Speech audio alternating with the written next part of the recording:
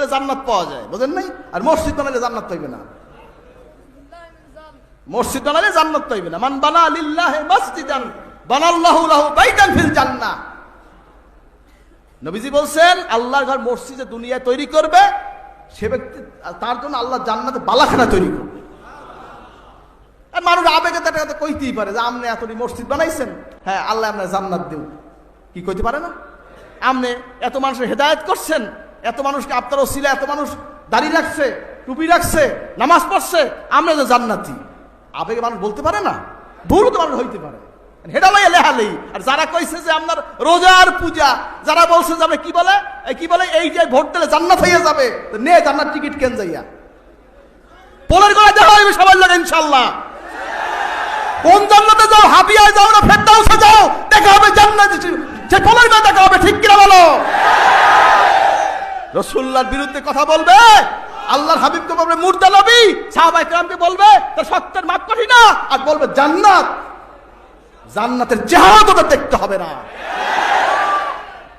হাজরিন, আকীদার ব্যাপারে শক্ত হবেন, ভয় করে পরোয়া করে কারোর সাথে কথা বলবো না, মরে যাবো পরোয়া করবো না, ভয় করে আল্লাহকে। কে কে ভয় করে? নারায়ে তাকবীর। কে কে আল্লাহকে ভয় করে? নারায়ে তাকবীর।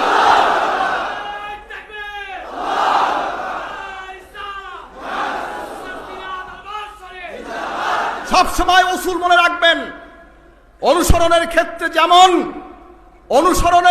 যেমন একজন ব্যক্তিকে অনুসরণ করবেন, সেই ক্ষেত্রে যেমন তার পর্দা, হালাল হারাম, শরীয়ত, মারিফত, তরিকত, হাকিকত সব বিচার করে তার অনুসরণ করতে হয়, ঠিক কিনা বলেন? আবার আপনাকে একটা জিম্মা দেব, সেক্ষেত্রে কাকে জিম্মা দিচ্ছি আমি? কি শোনেন, যে দিন সম্পর্কে ধারণা নাই আর যে জান্না অপবাদ দেয়, এই দুইজন কি এক? রাসূল পাক সাল্লামকে উপরে অপবাদ তারা দেয়, সে জানে না, জান্নাই তো দেয় নাকি? যে জান্না দেয় না জান্না দেয়, দুইজন কি এক? বুঝবেন। এজন্য যারা না জান্না অপরাধ করে তাকে সঙ্গে থাকা ভালো, আর যারা জান্না অপরাধ করে তাকে সঙ্গে থাকা ভালো না।